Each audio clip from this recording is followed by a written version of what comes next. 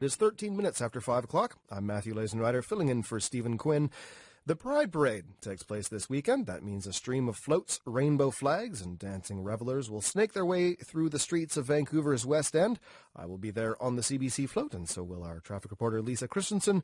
Throngs of people will come out to watch. It's a yearly celebration, but also a chance to reflect on the state of gay rights in Vancouver and Canada. I am joined by two Vancouver activists. Roger Chin, is an educator and activist. Amber Dawn is director of programming with the Vancouver Queer Film Festival.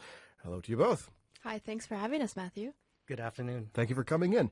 Roger, as you prepare for this weekend's events, what is today's significance of the Pride Parade?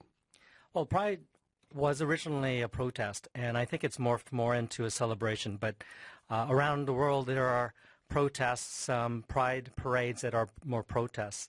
I think it's really a good statement of what it's like to be in Vancouver and also in Canada, that we enjoy a lot of legal protections that other places in the world don't have.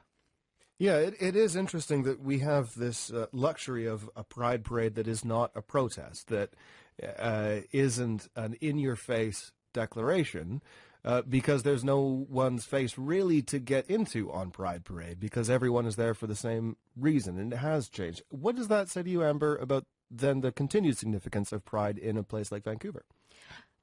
I actually think that there's a rich multitude of reasons why people gather at Pride still to this day. Of course, to honor the original intention, to be visible, to let the city of Vancouver know that we are a large, diverse, and very proud community.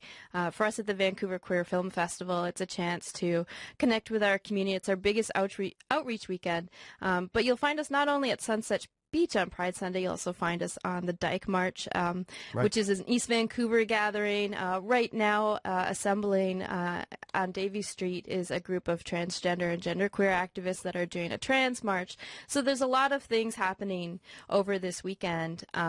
And Pride means very different things for different people. But for many of us, there's still an activist, whether you're mobilizing around bullying, whether you're mobilizing around refugee and migration issues, cultural issues, whatever it might be. I think there's still a reason to come together and to feel sort of the magnitude or the power of our diverse communities. This year, the parade will honor longtime activist David Holtzman.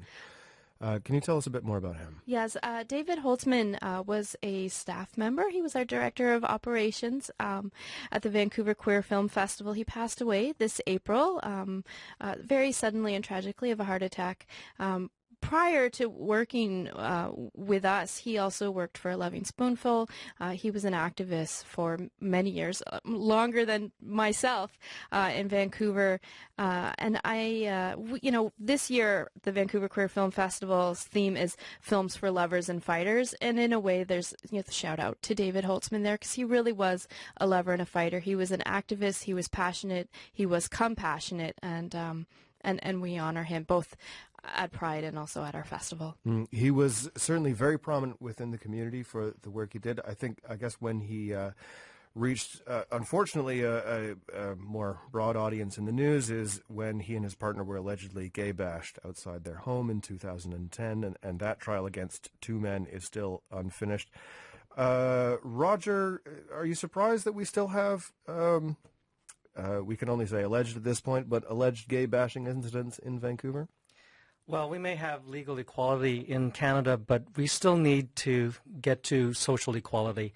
And, I talked to David last year when my partner was gay bashed in his own bed, actually. Not physically, but he was threatened by his landlord and boss.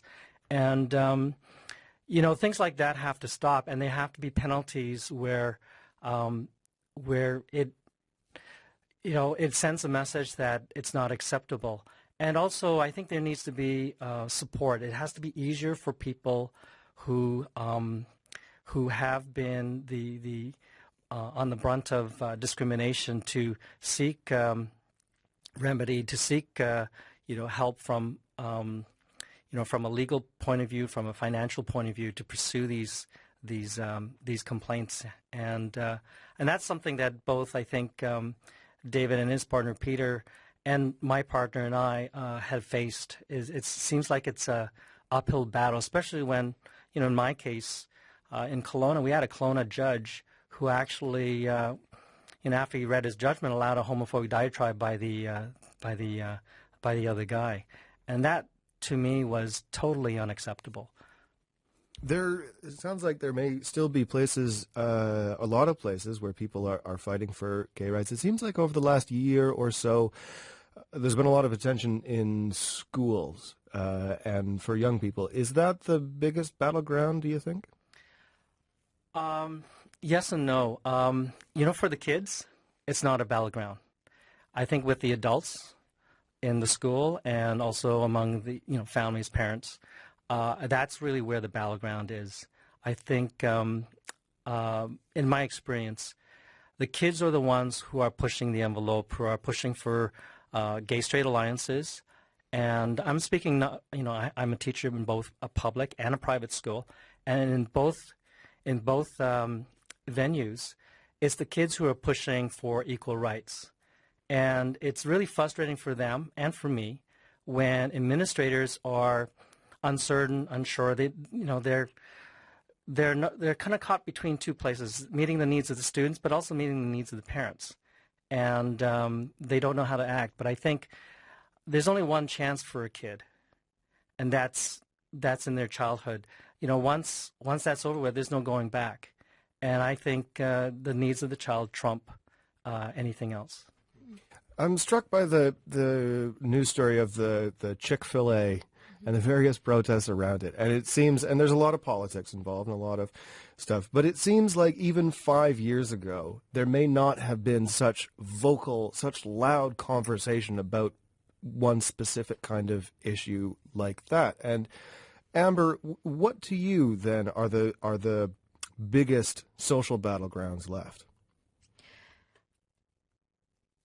I am one person, and a different person behind this microphone in the studio today would say different things, but I do think visibility helps to change the social attitude and social climate, and that's very important. Like Roger said, legislation alone doesn't change sort of the social climate. One of the reasons why I love working with film in media is because media has such a big influence and impact on people today. So you have a film that's about hate crimes, a documentary, let's say, or you have a film that's about bullying, in which we have a few in this year's program, and you have a captive audience for a couple hours to really sink their teeth into these issues, and the post-film discussions that happen at our festival, I think, are ones that really resonate with people. What I can say in terms of, one of the biggest issues is people need a place to actually come together and just talk about what are the remaining challenges and barriers. Without this platform, without a place to sort of congregate, without a forum where they're visible and heard, then nothing is accomplished. Thank you very much, both of you, for your time. Really appreciate it. Thank you. Happy Pride. You too. Thank you.